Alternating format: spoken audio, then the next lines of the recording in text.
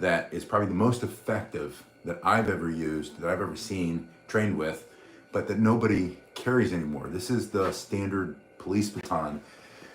It's about as long as your arm is. A riot baton is a little bit longer. This is made by Monadnock. They still make these. In some countries, they still carry these. In some areas, they might even still carry these in the United States, but you very rarely will see a full-sided baton.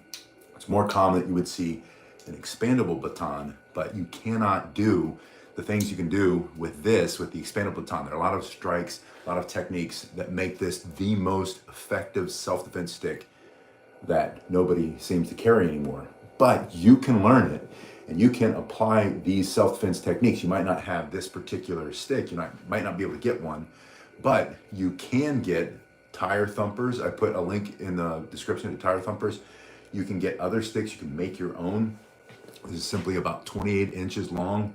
There is a string here. You would drill a hole, you can make it out of a dowel rod, and then you put the string in there. The string usually goes on your thumb, wraps over the back of your hand, and then you're holding it like that, so that if it's pulled from your hand, it doesn't rip your thumb off. So the thumb goes here, you wrap it here, and you put it there. Now, most people would think that you use this simply as a striking tool, and you can. You can think about what you might strike to remove or destroy his ability to see, be awake. Hey there, Stuart. Yeah, Stuart says basically a collie stick. A collie stick, a screamer stick, our niece, is about 28 inches long. They're not nearly as thick, and they're not this hard polymer. They're not as heavy. So one of the advantages of this over a traditional eskrima stick is that this has so much more weight, which makes it much more effective in self-defense. But you can use it, you're going to use it in the same exact way as Studer's mentioning. Think about these angular strikes, and you always bring them from your shoulder forward, and think about what you're going to remove or destroy. His ability to see, be awake. Maybe you hit him in the head, you knock him out, especially if he's pulling out the blade and he's trying to slash or stab or hit you with that blade.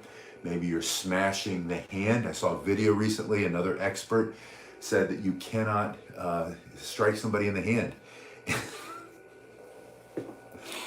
and you can, and police officers have for years and years and years, especially in countries like Japan, where they train striking a moving target. You can hit a baseball out of the, you hit a tennis ball, paddle ball. Everybody plays paddle ball now, right? Hey there, Garen, it's good to see you. So yeah, you can hit a moving target. It's not as easy as hitting a stationary target, but if you practice defending yourself, then you can put a ball on a string, hang it from a tree limb, or hang it from the rafter in your garage, your basement, your hallway, whatever, and then you can practice striking a moving target. Now, you don't have to hit the moving target, especially if he's got a knife in that hand. You don't have to go for that hand and defang the snake.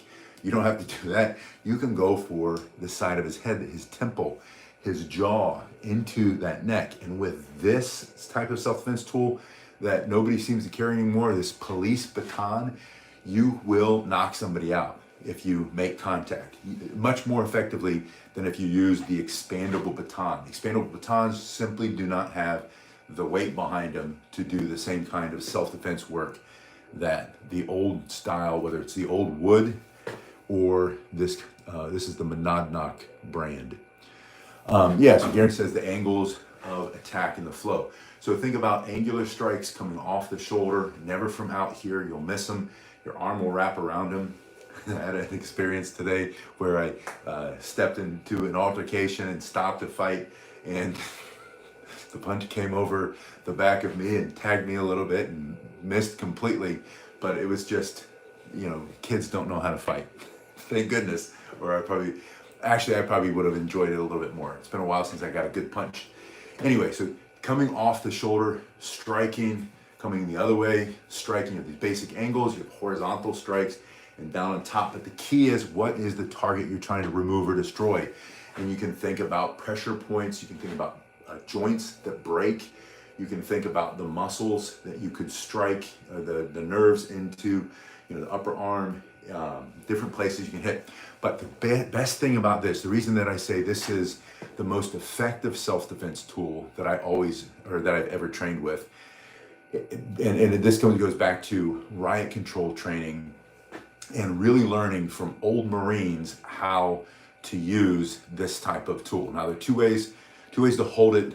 One is with one hand, the other was with two hands. And then with two hands, you can either have this push-up grip where you're doing both hands at once, or around this. Stuart says, Google says around 700 foot-pounds to smash a hand. I missed the last part of that. I'm assuming smashing meaning breaking, and I don't know what kind of force this generates. I'm sure it's a lot, and I know that my bone is going to break with a good strike. I know this is going to break that the ulnar, the bones in the arms. I know you're going to smash the elbows, but again, if he's coming at you with a knife and you can make contact and take out his operating system, literally knock him unconscious, then you have to worry about that hand so much. And so those are these strikes. The other way that this is used, though, in this position, smashing, pushing someone back, you create all this force when you close this circuit. When you put your both hands on it, you increase the amount of force that you can strike with, pushing forward, smashing here, coming down over the top. And this is where this rounded end becomes so effective, because you can stick that into the soft tissue. That would be a fatal strike, so you don't want to play around with that. That would be if you're life or death and you're trying to stop him from taking your life. But taking your hand in this position or this position, this is even more effective. And in this position, if he were to grab your baton, you would simply turn, pushing your backhand into him, and you generate more force. The same way you do when you're punching someone in the face for self-defense, or palm striking, or striking with something in your hand like a baton, by turning your shoulders and hips, by taking that step. And when you take that step and you engage all the muscles in your body, he's holding on with his hand. Maybe his arms are stronger than your arms, but your body is bigger and stronger than his arms. I don't care how big his arms are. Your body's always going to be stronger. It doesn't matter if you're bigger than him or smaller. He can be a lot bigger. You have two hands on it. He grabs the middle of that. You step in because you know how to use it, and you smash, breaking his grip, maybe even breaking his wrist, and then sticking this here and smashing through. Stuart said his biggest fear is being surprised, maybe, or caught off guard, being attacked before he can deploy his cane or his sticks in self-defense.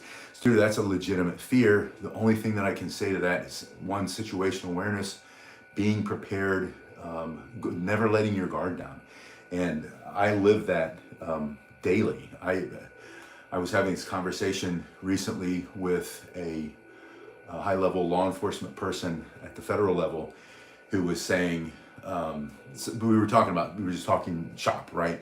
And we were talking about how you cannot ever let your guard down when you're in a certain line of work, because that moment that you do, that's when you're going to get caught off guard. You're going to get caught from behind, and it can happen.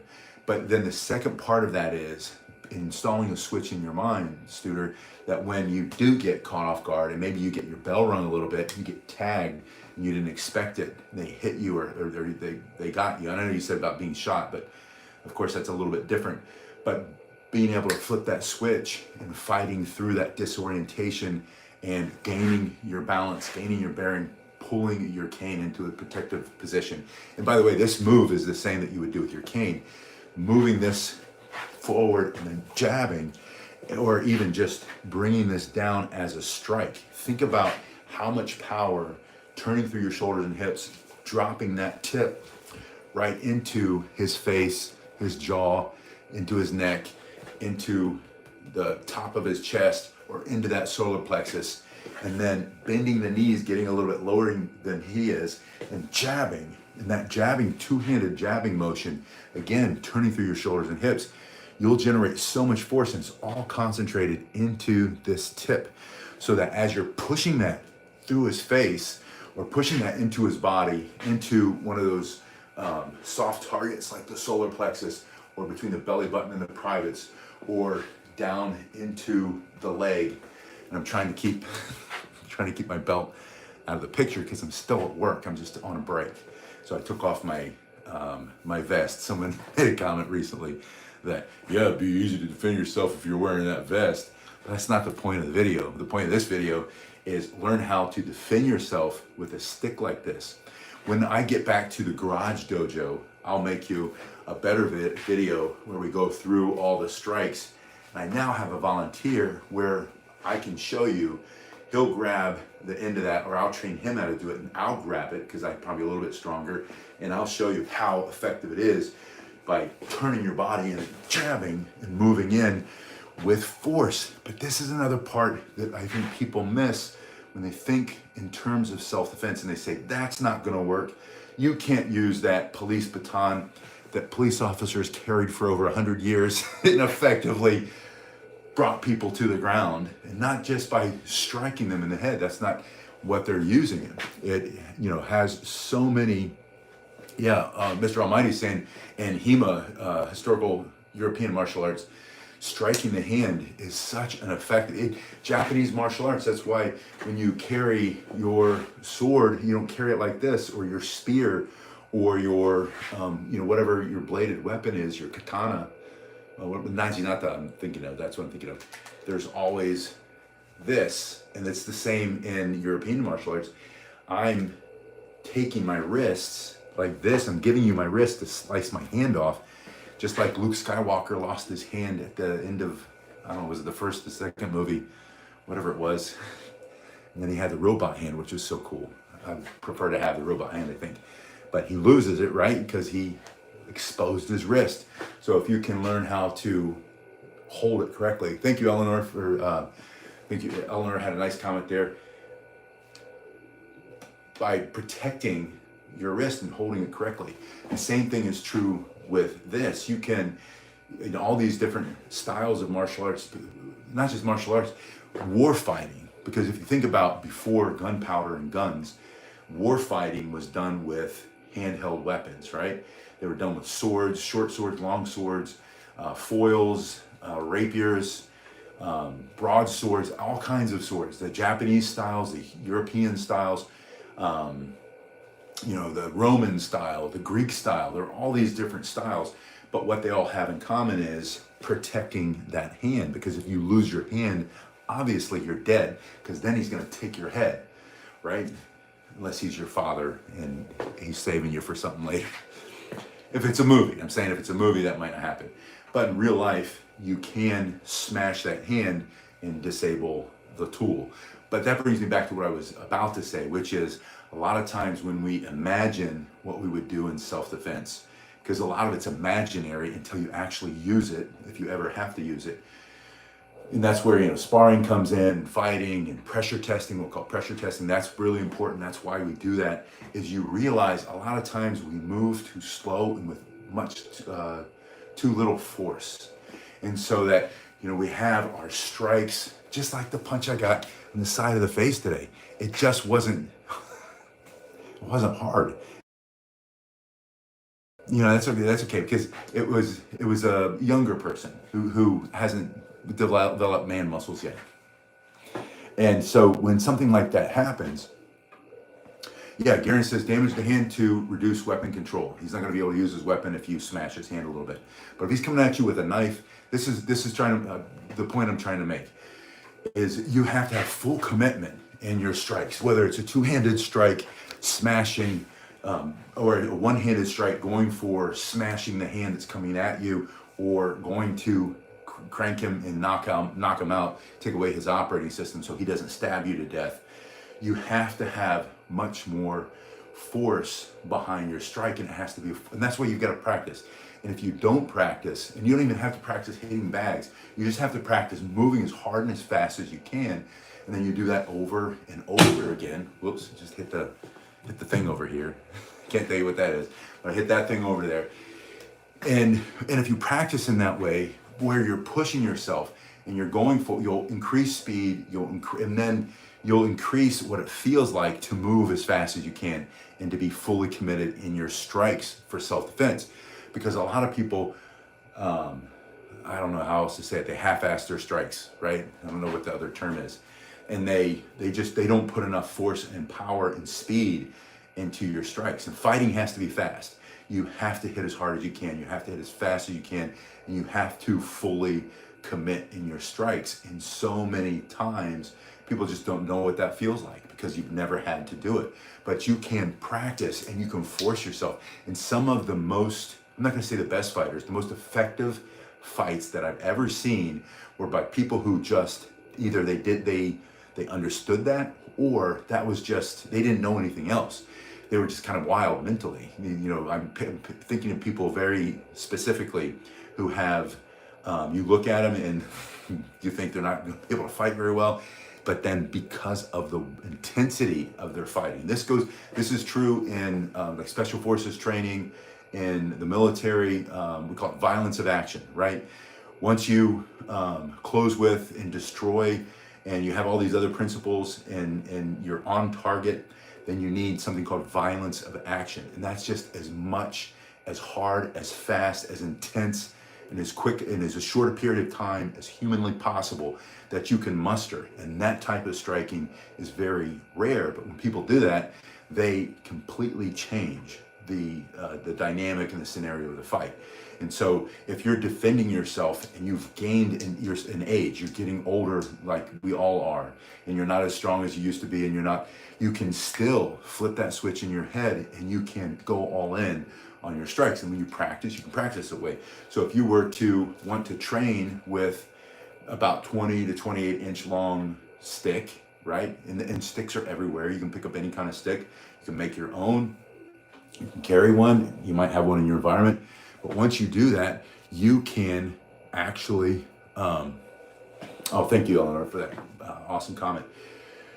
Once you learn how to defend yourself, one hand and then two hands, and this, again, this is my favorite grip, the split grip, and learning how to use both ends of your, and the long end, this big bar, in this case, this polymer smashing through your face, his face, for self-defense.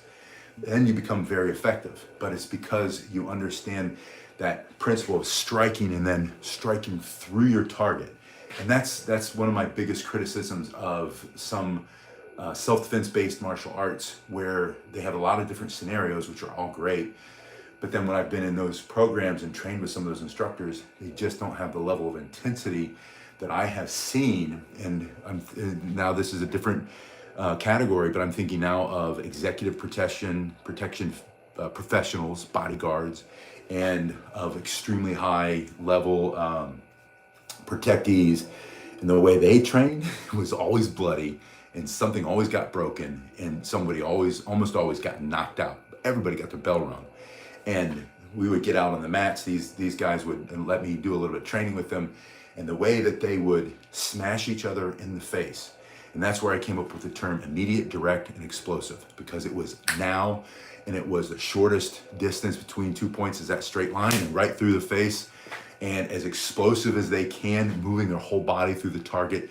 That principle of extension, rotation through the shoulders and hips, extension of the arm or the elbow or the knee or whatever it was, the foot, and extension, rotation, and acceleration, which was that moving the foot, stepping into it. So moving your body through immediate, direct, explosive. And if you have those principles in any self-defense technique that you're going to use, then you're going to be a lot more effective. So when you train, whether it's with the stick or any other tool, with this open hand, you have to be thinking about that principle of going through the target, moving through the target, and you develop that thinking of these terms of violence of action, immediate, direct, and explosive, like right now, shortest distance possible, and then with extension, rotation, and acceleration, moving that foot, stepping like a boxer's jab or a boxer's cross, knocking somebody out. Anyway, that's what I have for you tonight. I want you to think about a tool like this. This is the most effective self-defense tool, in my opinion. I like this. I think it's more effective than a cane. But the cool thing is you can take your cane everywhere you go. So I think the cane is more useful in that way. The great thing is you can use every technique with the cane that you can use with this. So if you do train with the cane, you can train these two-hand techniques and be extremely effective. And so the next time we do this video, we talk about this stick. I'm going to show you with this and with a cane, with a walking stick, with the shillelagh. I'm going to get a partner. We're going to get out of this tiny room. I'm developing the space, putting it together now. And I'll show you what it looks like when somebody grabs the stick, especially. Because that still has to be one of the number one questions everybody has. Garen says, something about me reminds me of Martin Cove. I'm not sure who Martin Cove is, but I'll Google it afterwards. I've got to get back to work. I still have half an hour or so. And I'll see you guys on the next